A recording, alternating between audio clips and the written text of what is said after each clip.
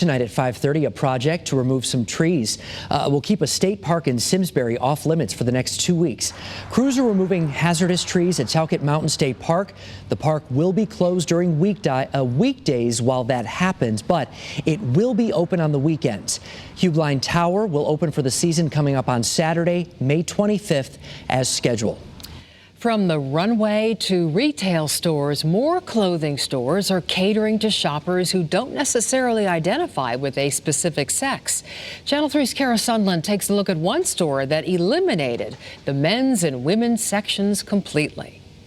Rob Smith is pushing the boundaries of binary, launching what he says is the world's first gender-free store in New York City. We're not age-specific, we're not race-specific, we're not gender-specific. We're for everyone.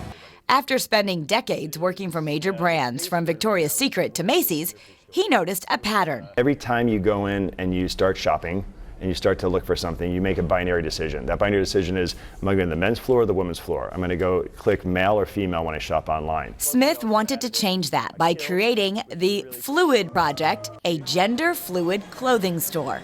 Fluid represents the space between the binary, the ability to float back and forth. Gender-free clothing has been gaining momentum in the mainstream as more young people identify with non-traditional gender labels, according to the journal Pediatrics. I think it really just destigmatizes the idea of shopping in like a women's or a men's clothing section if that's not the gender you are assigned or necessarily identify with. I want to spend money on good fashion that's supporting people feeling okay in today's world. The trend is appearing in fashion magazines and on the runway. Now, Smith's looking to spread his brand across the country by expanding the company's online store. This is a generation that is really focused on purpose.